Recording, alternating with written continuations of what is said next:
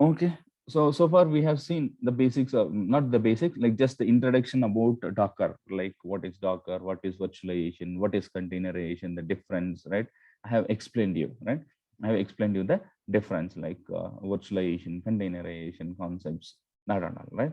So it is, and also I see the Docker benefits, like Docker is a containerization tool, which is doesn't need any operating system, which doesn't need that installation creates speed, flexible resource utilization. Like there's so many advantages we are saying. Now, based on that, I want to ask a question: is the containerization is a replacement of virtualization, or else advanced thing of an virtualization, or an extension of virtualization? Can I call containerization is an advanced to virtualization, or else extension of virtualization? Can I call that? Advanced towards Advanced language. No way. No, not like that.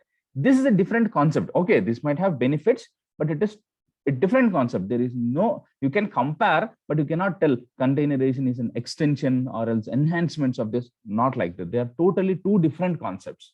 Virtualization also has its own advantages, right? Totally different, totally different. In few cases, virtualization is a best option. In few cases, virtualization is the best option. All right. So don't think that way.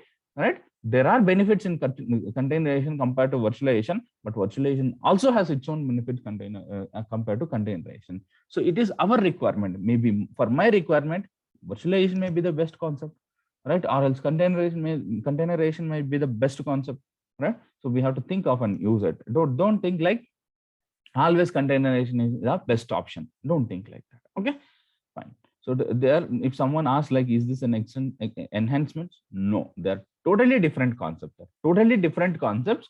Few has few advantages, right? Each concept has their own advantages. Okay, fine. Next, we will discuss. Yesterday I was saying what is image, right? So don't read this definition. Just tell me what is image. So as per our knowledge, whatever we say discussed yesterday, right? For now, let's think it is one package. So all the prerequisites required for my application, everything I downloaded and packed somewhere. So that is called as image. Okay, we'll think that. And container, the running form of container. Container is a running instance or running form of an image. Okay, what is this and all? We'll see later. What is this and all? We'll see later. First, let's discuss the components of Docker, or else a architecture of Docker, or else the components of Docker. Right? This is too much important. Asked in many interviews also, and for learning also, it is too much important. Docker has mainly three components we call. Okay, three components. I think there are total six components, but people will call three. Okay, let me explain that. Then you can imagine how it will be. One is Docker host. So I took one Linux mission. I took one Linux mission. Here, I want to install Docker. Right? Docker. I have a base OS. I have an OS. Here I'll install Docker. This is called as Docker host. The host mission, or else the operating system, or else the mission, right?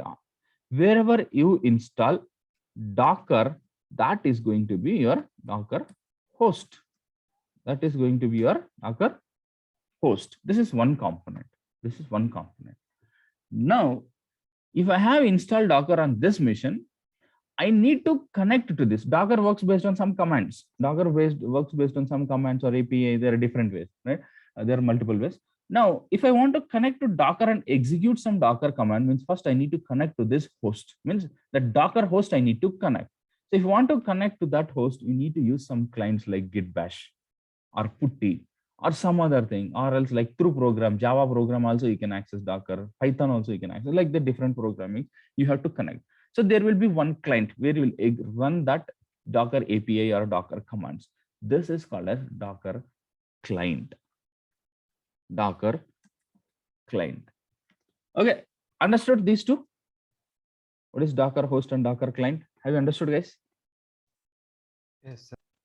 Okay, Docker host means the machine where you install your Docker, and the client is the one, what is the tool what you use to connect to your Docker host, right? Is it clear, guys? Yes. Yes, sir. Okay. Yes, sir. Yeah, good. Then the other one is called as registry. registry. So this registry is similar like a repository, right? This is similar like your repository. Okay, this is similar like your repository. So what do you do there? Okay, so this instead of drawing, let me tell you this. Do you remember GitHub repository, the central location where we keep everything, right? So here we call it as a registry. Here we call it as a registry, right? What will be there here is, what will be here, there is here, the images, whatever we are talking, right? I can store it here. I can store it here. For example, I created one image.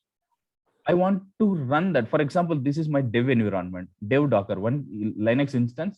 I install Docker. So I want to use this for my dev environment. I want one more Linux machine. I'll install Docker here. I want to use it as my production environment. So I have an image. I created one image here. This image I want to run here. I created one image here. I want to run it here. I want to run on production environment also. How can you make one image on one operating system will be available to all other operating system, means other environments, instead of keeping local in local, put it in a registry, similar, imagine like it is like a GitHub repository. So once that is in a remote repository, you can pull it anywhere, right? You can pull the code anywhere, right? Similar like that. So there will be one registry where you store all your images. Once the images are stored in a registry, you can pull that image wherever you want and create a container out of this. Understood, guys? Yes. Yes. Yes, sir. Okay. So have you understood what is Docker host, what is Docker client, what is registry? Understood?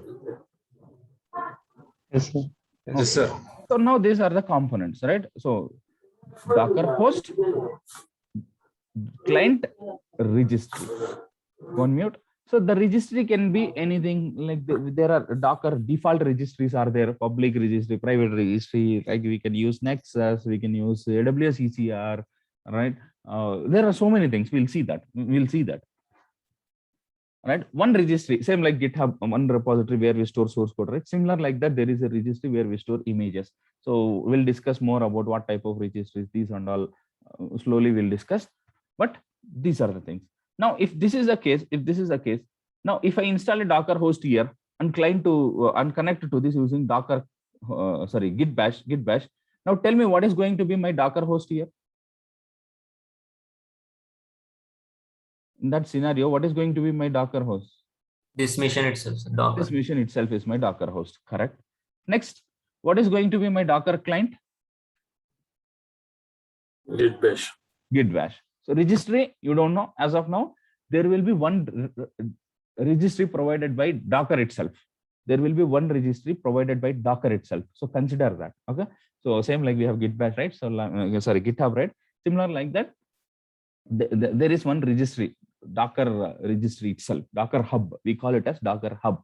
So the Docker hub is provided by Docker itself by default. So we can store our images there. So for now, just think that Docker hub is going to be our registry. We'll talk about that later. Okay. So I have taken these screenshots from multiple sources. Okay. Next. Again, I forgot to tell one more thing. In the Docker host, there will be 3 more components. I read in few documents, these 3 are also components, but in few documents, they'll tell only client Docker host registry are the components. These are not the components they are saying, but I treat all 6 as a components. So mainly Docker client host registry. Again, in the host, there will be 3 components. One is image, container, daemon.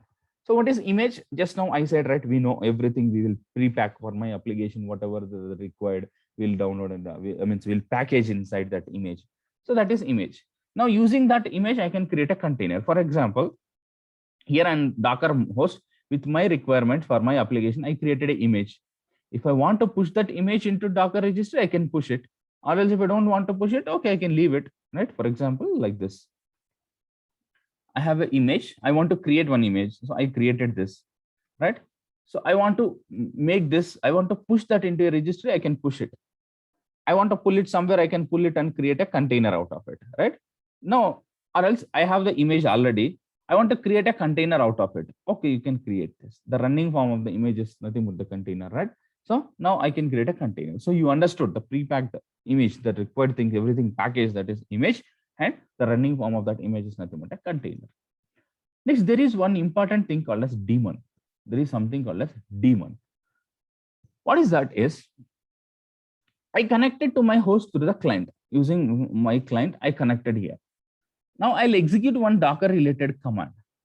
Who will carry this command from here to here? All right. For example, I'm executing some command, something which pulls the image or create. I want to tell there is one image, create a container out of for this image, create one container. So for that, I executed Docker run command. So who will carry this command from here to here?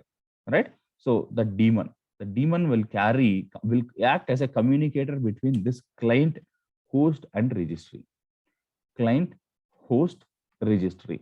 Right. So whatever you execute from here, it will carry, the daemon will carry here, it will check something, then communicate with this if it required, then come back here, then give the response back to the client. Like that it will do. Okay, let me tell one example. Let me tell one example how the daemon works. Okay. Okay, let me tell how the daemon works. Okay, what I want to do is I want to pull one image. Go on mute. Go on mute. Okay. See, I want to create one container. First, I want to create one container on this machine. On Docker host, I want to create one container. To create a container, I need one image, right? My image is stored here. My image is stored here. This is my image. So now on this Docker host, if I want to create an image, first I need to pull that image from there to here, right? First, I need to take the image from there to here. Yes or no? Once I get the image, right? Once I get the image, for this image, I can create a container. So this is my image.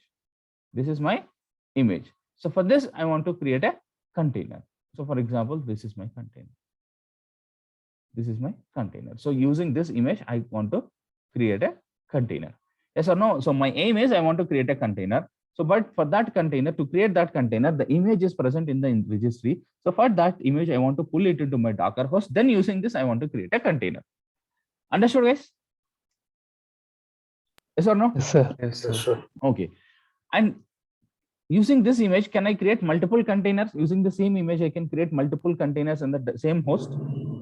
Yes. So if I create like that, there will be any relation between the containers?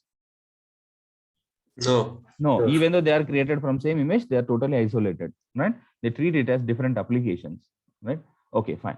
Now in this case, when I want to pull the image here, image will have same some name and tag. Tag is like version. So I'll run this Docker Docker pull image name colon the tag. It's similar like version. So I'll run this command on my Docker client. So who will carry this command? Docker pull image name. This image name, it will have some tag, means like similar like version. So I'm saying, hey, you go and pull, means my Docker client is connected to this. My Docker client is connected to my Docker host, and this is connected to my registry, right?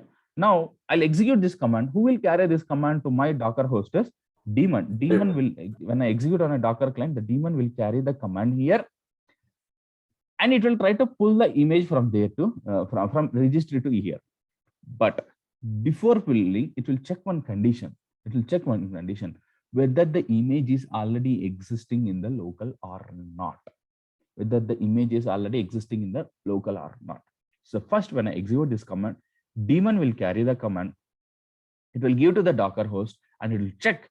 Docker host will check, means the daemon only indirectly will check whether the image is there in the local. No, it's not there. It's not there. So what it will do is it will pull the image here. It will pull the image to local. It will pull the image to local. Right? Right? Next, I will execute the same command again. I want to pull the image once again.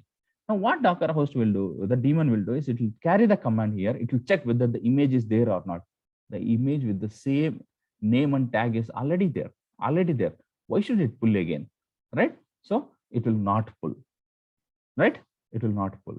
Next, I have the image. This image was with 1.0 tag. Now I created same image only with a different version. We know var files, right? Var file, same var file with a different version, same, right? Like that, I created this with 2.0, 2.0. Now, if I try to pull the image with 2.0, now tell me when I execute this 2.0, 2.0, now tell me the command will be carried by daemon from client to Docker host. Will it pull the latest image or will it not pull? It will pull. But Will the pull, same pull. image is already present, right? Same image is already present, right? but it is mentioned with the name, the identity. Different tag, not version. It is called as tag here. Okay, different tag. So it will pull the latest image with that new tag here. Understood, guys? Yes, Yes or Yes, no? sir. Now, Yes, sir. using this image, I can create a container. Now, using this images, for example, if I have 1 or 2 images, whatever it is, I want to create a container. So what I'll do is Docker run is the command to create. So Docker pull is the command to pull the images from registry to your local. So if you want to take the image from registry to your local, you can use Docker pull and the image name, specific image name. If you give that, then that your Docker daemon is going to pull the image from Docker registry to your Docker host, right? Now, once I have the image in my Docker host, I want to create a container. How to create a container is Docker run image name. So whatever the image you pulled, right? So 1.0 or 2.0, it is up to you. So you have 2 images available. You can give this. You can give this image name 1.0, the tag you give. So that is matching with the old image, right? This one 1.0. So it will create a container using this image. If you give 2, if you give 2 here, it will create a container using this image. Understood, guys? Yes, sir. Yes, sir. Okay. Now I have one question. What is that? Is not question actually. Let me tell one more point here. So I have one more image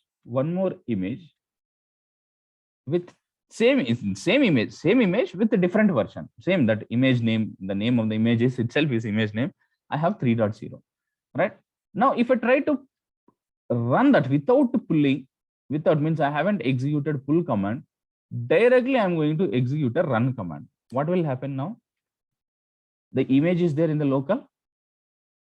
So if I execute run command, my daemon carries the command from client to Docker host. Okay, here it will check whether the image is there in the means to create a container. It will check whether the image is there in the local. It's not there. So what will happen? Tag is different. Yeah, yes, that is the image is not there. Yeah, that is what I'm saying. The image with the 3.0 tag is not there here. What will happen? It will not take the image. It will not run the instance. Create a new container, sir. Swami, I'm asking if the image is not there here. I have 1.0, 2.0, but I'm trying to create a container with the 3.0 image, 3.0 image, which is not there in local, but there in the registry. What will happen? If there is a facility, then it will pull, sir. Otherwise, it will fail, sir. By default, Docker run command, what it will do is, if there is an image, it will create a container. If there is no image in the local, there is no image, this image is not there in the local, it will try to pull that from the Docker registry. Yes, there is an image here. So it will pull that, and then create the container. Okay, Docker run will create the container, but by default, it will take the image from local. If the image is not there from local, then it will try to pull the image from then registry and then create the container. Understood? Docker pull will just pull the image. Docker run, if there is image locally, it will create a container. If the image is not there, then it will pull the image and then create the container. But if the image itself is not there, means for example, I'm giving 4 here, the 4.0 is not there here, then it will throw error, image not found, like that. Okay? Understood? Okay, let's connect in the next session. So have you understood, right? If the image is not there if the image is there in local, Docker run will create a container. If not, it will pull from registry and then create the container.